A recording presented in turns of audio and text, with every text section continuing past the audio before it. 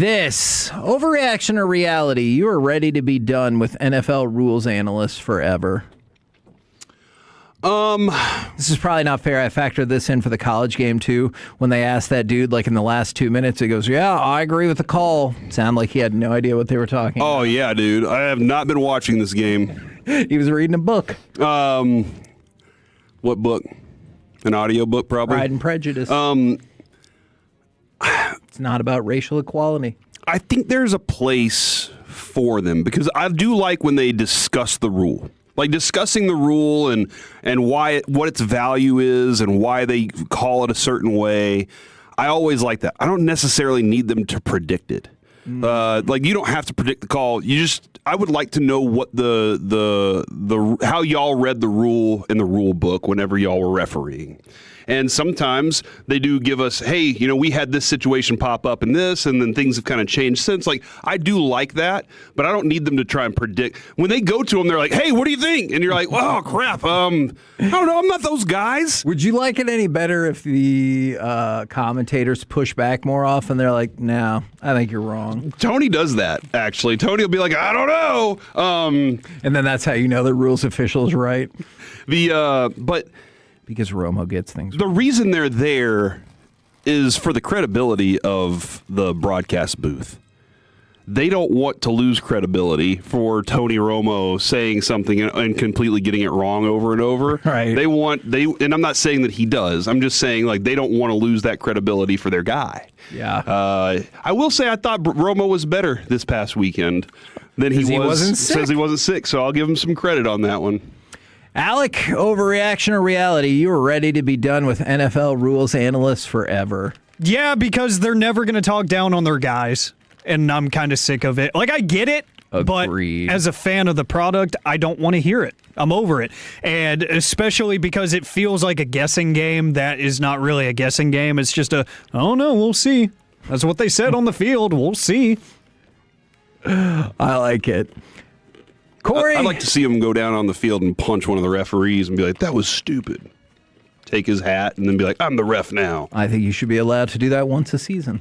All right. NFL overreaction or reality? The Patriots being back in the AFC Championship game annoys you. Yes. Barstool Sports called it America's worst nightmare. I don't feel that way, but you instantly said yes. Yeah. And they Barstool is very Patriots, Celtics heavy. Like their biases there. Big Cat's a big Bears fan, so I get that too. But I'm looking at Vrabel right now, and God, how sad does he look? How sad does Vrabel look doing this press conference? He does look sad. I would rather be doing anything right now than talking to you guys. Well, that's probably true. But just looking at them and knowing they're in that AFC Championship game, it reminds me that the Cowboys still haven't. And that this team has been able, this franchise has been able to reinvent themselves time and again. They did it with Brady twice, because you said there were two different dynasties. Correct. In the Brady era. Yeah, if anybody tells you Brady had a dynasty for 20 years, you should tell them to shut up. And now they potentially have a Drake May dynasty building with Vrabel, potentially. But they're already here. They've already arrived, and you've spent the last 30. So yes, Kevin, it does annoy me.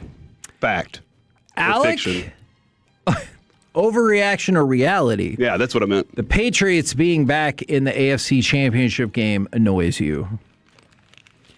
It depends on the angle I take. He loves the Patriots. What are you doing asking that? He's loving these guys. I'm not a fan of them. I want that to be known. But I'm just like, I like having a team to root for or a player to root for in the postseason when my team's not involved. I do it in every sport.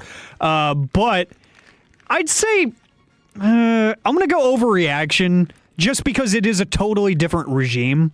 You know, if it was Belichick still there, still drafting and still being the de facto GM and everything, I'd be like, all right, I'm tired of this dude and his lazy-ass press conferences and blah, blah, blah. Like, I would be sick of it. But they have a new GM.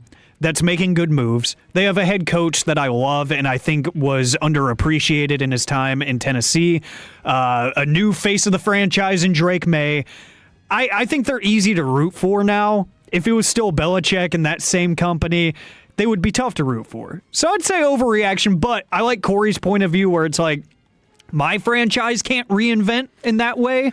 Yeah, we can't just hit the reset button and 3 years later we're back, or however, I'd say even 7 years. If I could hit the reset button right now and say we're going to be back in the conference championship 7 years from now, I'd do it. Right. I'd do it 100%. Do you think, how we hear the stories of people they're like, man, weird stuff happens when you would go play in New England. Do you think that still exists? The players are going in there and they're like, hey, don't say anything in the locker room. Don't say anything in the coach's room. A little bit, but nowhere near the same way that it was. But still a little bit. That's the Patriot way. Overreaction or reality, winning the Super Bowl would make you respect Sam Darnold. Yep. Reality. Oh yeah, because and listen, he's got a great team around him, and I'm not gonna great defense. I'm not gonna say. I mean, dude, he's got Jackson Smith and Jigba. I heard this morning that receiving core dropped 14 footballs this year. One of the least in the NFL. So less than one drop per game. Cowboys dropped 27. That was just CD against the Eagles. Yeah, feels like the Sam Darnold. In my mind, I don't think he can elevate the team. He's got a good team around him. He wins a Super Bowl, he can tell me to shut up. And I pretty much have to go, well, you're a Super Bowl champion, dude. Right. It doesn't make me think that he's an elite quarterback. Unless, maybe he goes out there and plays elite games, the next 2 games, and just shows me, But over his career, I've thought he's fine. He's a quarterback that exists, and Right. and now he's on the right team. And sometimes you really do need to have somebody that can control the game whenever you have a team that good around them. So that's a benefit. Alec, overreaction or reality, winning the Super Bowl would make you respect Sam Darnold. Reality, because I don't think clearly, but if you hear me out on this, if they win the Super Bowl, he didn't do anything morbidly wrong. I feel like he did everything that was asked of him. I like that phrase. Yeah, like he didn't do anything stupid, right? Which we've seen him do stupid things and make stupid decisions with the football. That's why we don't actively respect him as a football community, which is fine. You have to play at an elite level for people to respect you. That's why Josh Allen gets an unwarranted amount of praise on social media and throughout the playoffs when he never really does anything. But I would, because that means that he did exactly what he was supposed to do. It's the same way that I respect Nick Foles. Is he one of the best quarterbacks I've ever seen? No, far from it. But there is a legend associated with his name, and I have to respect it. Overreaction or reality, thanks to the 214 for helping with this. Football players never wear glasses because it's a contact sport. Next question, please. Yes, of course. Thank you to Latrette. By the way, of course they don't wear glasses because it's a actual contact sport, because those glasses would break. But what about Eric Dickerson? He wore goggles. Goggles. True. You know what? This one comes up a lot. I'll go ahead and throw it out there. The 817. Overreaction or reality. Dak would have already won at least one Super Bowl if he played with any team other than the Cowboys. I want to say I think that is a huge overreaction. Dak Prescott is a big part of why the Cowboys have not won a Super Bowl. Not this year.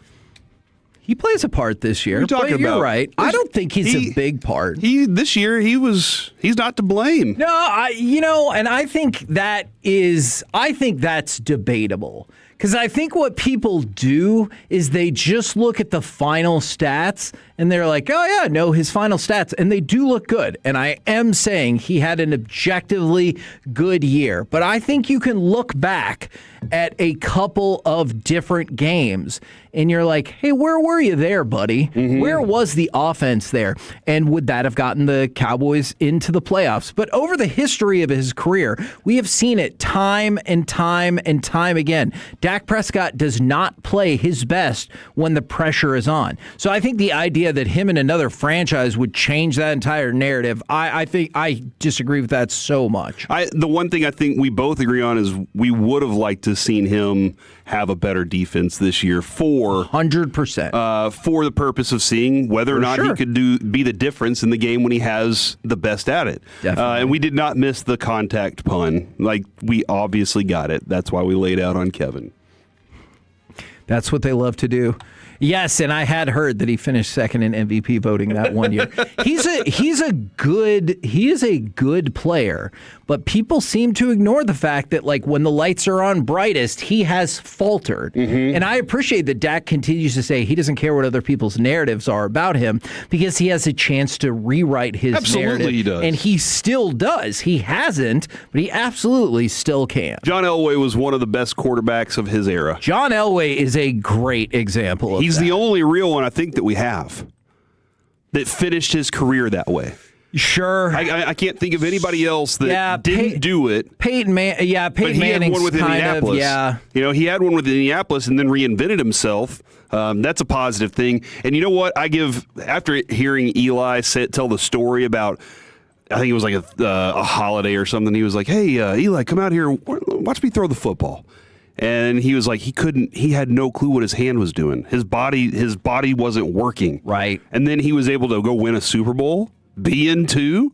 I mean, obviously get dismantled by the Seattle Seahawks in that one Super Bowl when I do believe the hub went really high up in its numbers right around the end of the first quarter there. The hub. But like this is, he's the only example. So a lot of people hold on to that they could be that guy. They could be the John Elway. They could ride out into the sunset on 2 Super Bowls and completely change everybody's story about them. We would have still looked at John Elway like he was great because he was in the conversation. He'd been there. He had been there early in his career, but he didn't get them until the end of it. That's the difference there, I guess. Yeah, and like with John Elway, even that comparison, I hate it when people are like, oh, people didn't think John Elway was great before he won a Super Bowl. That is factually inaccurate. People thought he was great. Maybe he wasn't going to be top 5, but by that point, he had already won an MVP and been to 3 Super Bowls. And the knock was he couldn't finish it off. Yeah. And that's what kept him from being the greatest of the great and winning those 2 Super Bowls, no doubt. Still the greatest of the great? That helped. I mean, I don't think that, but I think it moved him into maybe the top 5. Interesting. Maybe. Yeah. I always knew you were a John Elway hater. From the 214, Dak doesn't give an S what you say because he is a crazy millionaire. And it says in vacation. I'm assuming on vacation. But yes, he very much cares what people say. You think so? Yeah, I mean, I know that for a fact. Thin skin? Oh, I'm not saying that. I don't think that necessarily makes you thin-skinned if you know and care what people say about you. I think it's more how you react to that. So I'm not ready to say that. Which but he's well aware of what people say about him. That irritates people about Jerry, right? Like he knows, does not care. Does not care at all. He's like, I'll figure a way out to go show you, you know, or except for the winning. Like they haven't won yet. NFL overreaction or reality? We don't get it Sunday, but Drake May and Bo Nix are going to play a lot of high-pressure games against one another. I think so. If Bo Nix can stay healthy. And you're more concerned about Bo Nix holding up his end of the bargain than Drake May? Yeah, obviously. I think, you know, keeping a team together at a high level for a long time is difficult in this current era because it doesn't seem like a lot of people have really grasped the cap and understand how to keep it consistent over a long period of time. New England did for a while because Bill Belichick ran everything and he lowballed everybody and he was like, do you want to win or not? And then they were like, I guess I want to win, coach. And he was like, then take this $1 million and go play football in the snow. That's pretty good. That's probably the feeling there. So yeah, keeping a team built around Bo Nix where he's probably going to command money too because he keeps being in this situation where they're going to playoffs. He could be there. But Drake May, it looks like he's got the build, the mindset for it, and like everything's on him in these instances too. Alec, overreaction or reality? We don't get it on Sunday, but this might be the first of many high-profile, high-pressure meetings between May and Knicks.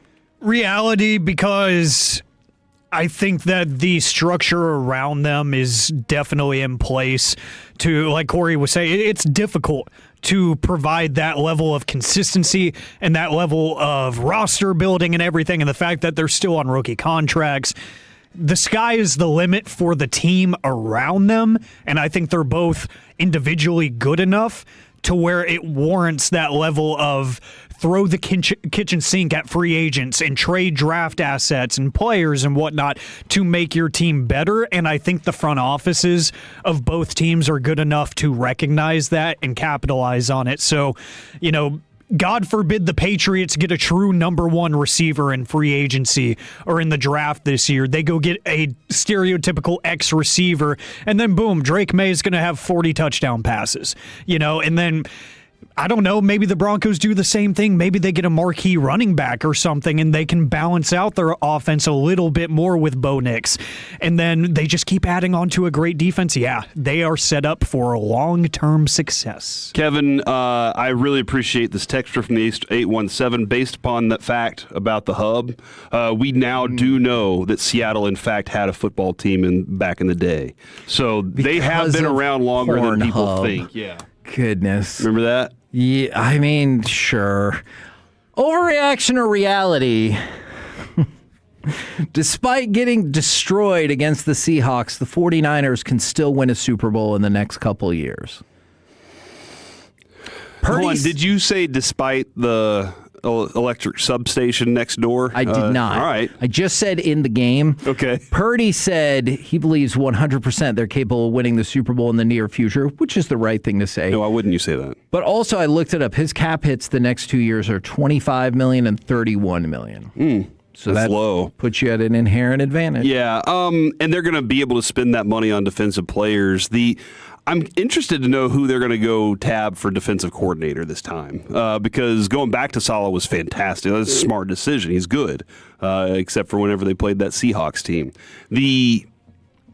So I'm interested to see that. Shanahan seems to be able to find good coordinators opposite him.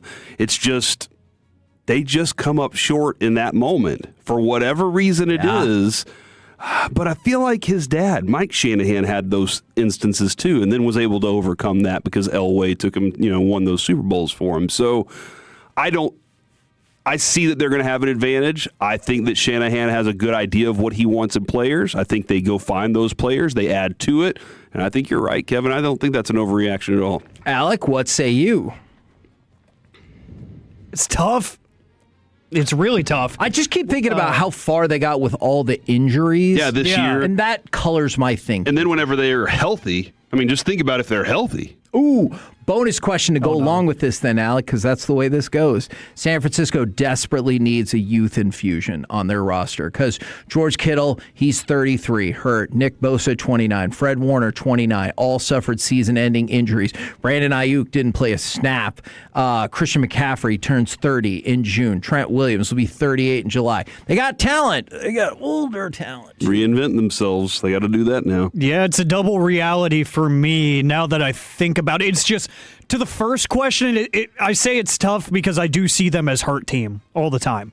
Like the past couple years, I see them as hurt team, whether it's Christian McCaffrey. This time around, it was pretty much everybody not named Christian McCaffrey at some point in the season, especially defensively. They're just super, super beat up. Part of it probably has to be due in part to age and mileage on some of those players. So I'll go reality to both, but they definitely do need to reinvest in some key positions, whether it's in the draft or if there's some available free agents that are in the mid-20s, that aren't going to be too expensive because you mentioned that Brock Purdy, even after getting the extension, he's still financially not that big of a burden, which is impressive, and it's just a credit to John Lynch and Kyle Shanahan. I think the work that they do as a tandem in building that team year in and year out is just incredible and probably doesn't get enough credit. As opposed to our front office that did the worst job possible multiple times on Dak's contract. Yeah, and before we go any further here, Alec, I wanted to have that quick conversation. San Francisco said, we're going to probably try and go with a lesser quarterback, which is going to be a benefit to us because we're trying to build a better team. So they didn't go for a first-round pick. They went for the last pick. Right. And they said, we're going to try and build with this kind. Now, obviously, they tried to get the Trey Lance thing to work, and it didn't either. So they kind of lucked into this situation with Brock Purdy. I agree. But they did say, we're going to run with that and spend less money so we can spend more money elsewhere. It is an interesting practice that you're watching right now. It's a case study. See, and then something else, man. If we're going to case study this, here's the other thing I want to case study about that. Sorry, Alec, I know we're partially pivoting a little bit here. Is San Francisco made the decision, for better or worse, that they were going to ride with him when they gave him that extension that allowed you to flatten out the money. Think about this. The Dallas Cowboys 100% are still paying off Dak Prescott's last contract. Stephen Jones admitted to us when we had him on that having 40 to 45 million hanging off of Dak's last contract definitely played a part in how they had to negotiate that, because the Cowboys couldn't make up their effing mind either time. So whenever they tell you like, oh, we have all the faith in the world in Dak, yeah, that's what they tell you now. But when it came time to give him an extension, they didn't. When it came time to give him an extension the first time, they didn't then either. And that's why you still sit in this crap situation where Dak Prescott's cap hits the next 3 years are $74 million, $68 million, and $74 million. And then when his contract's up, you still owe another $9 million. Who are you going to pay with that $9 million? No, Who would you pay, though, Kevin?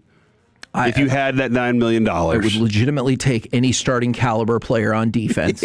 We got plenty of spots. You can pay a starter $9 million? Yes. You're kidding me. I know. The Cowboys are only like, you can only spend $3 million on a player or reset the market. So you're telling me that whenever his contract's up, if they decide to move on from that. Correct. When his contract's up, you still won't be able to go find that defensive player for $9 million?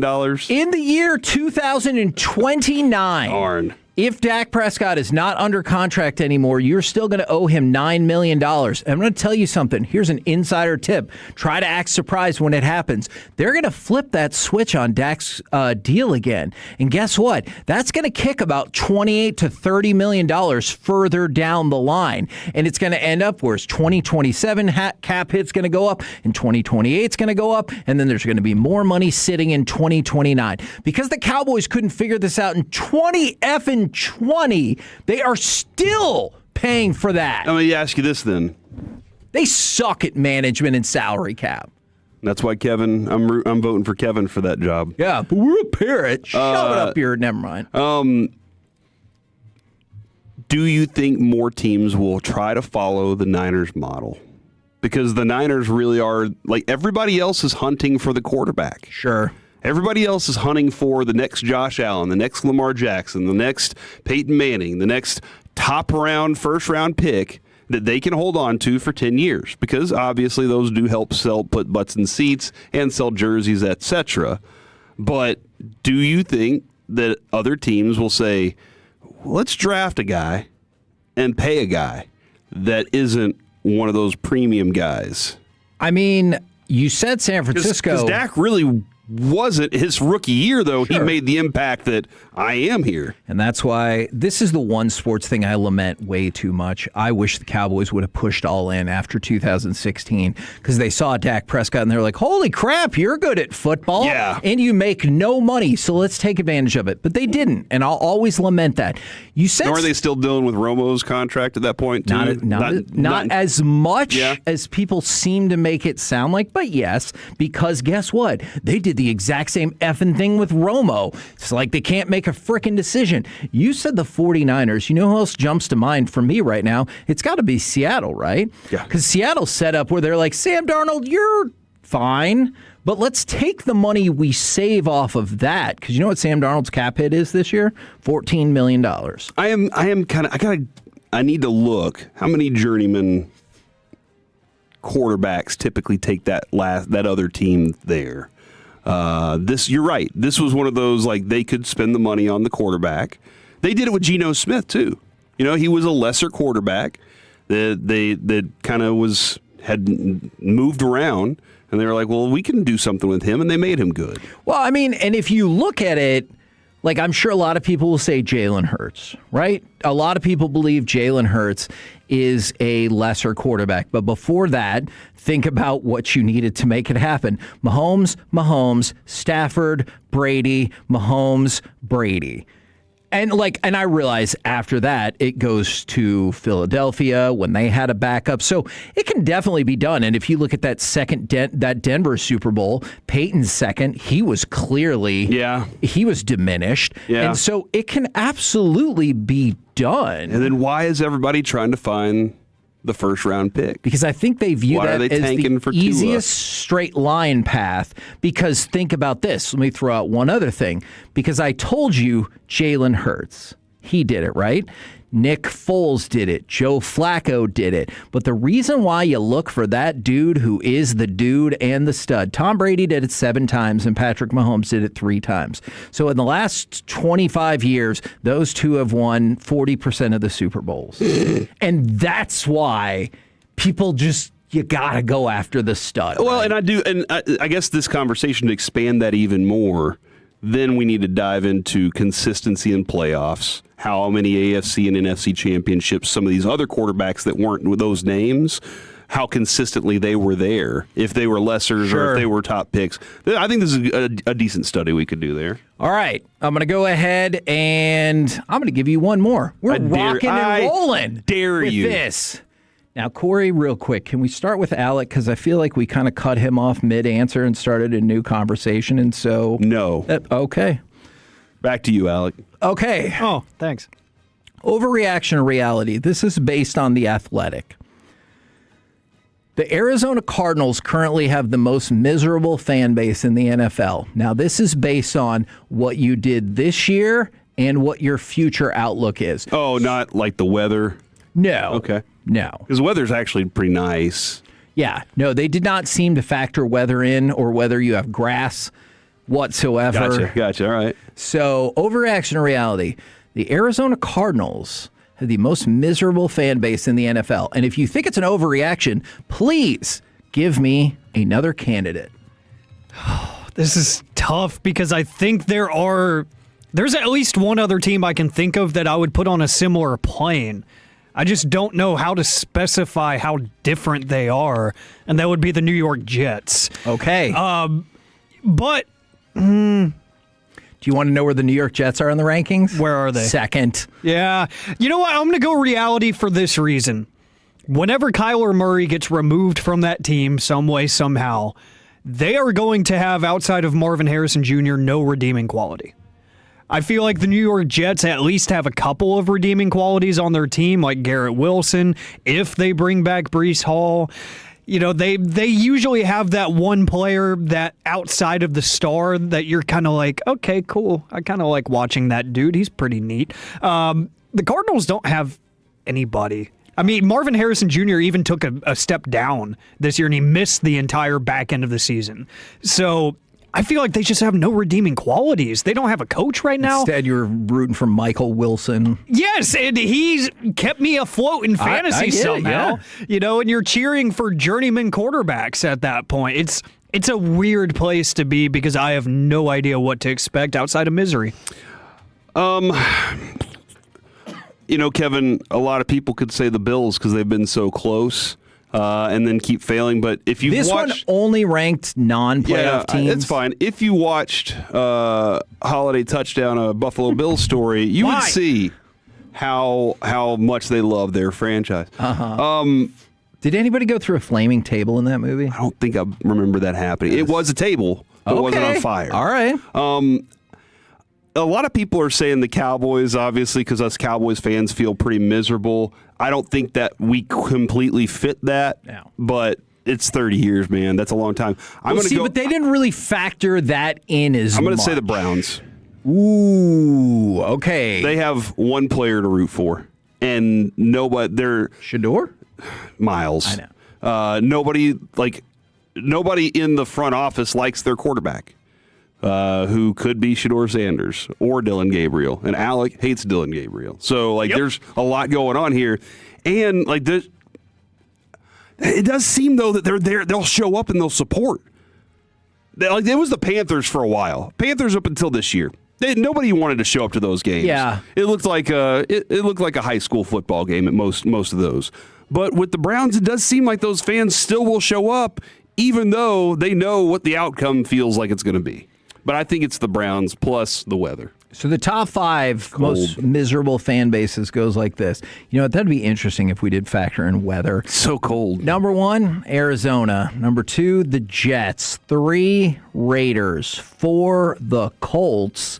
And 5, the Cleveland Browns. So the Cowboys Raiders don't make sense to me. Because they get Fernando They don't Mendoza. have a fan base. It's Vegas. It's one of the smallest media markets now. Right. And they're just there. Well, part of theirs are working at the casino. The other people not there, it's everybody destination. in Las Vegas works at a casino. Not everybody. But almost everybody. Okay, we will look up what percentage of it is. By the way, the Cowboys are 14th on this list, so you still got a ways to go. Man, what a spirited round of NFL playoff overreaction or reality.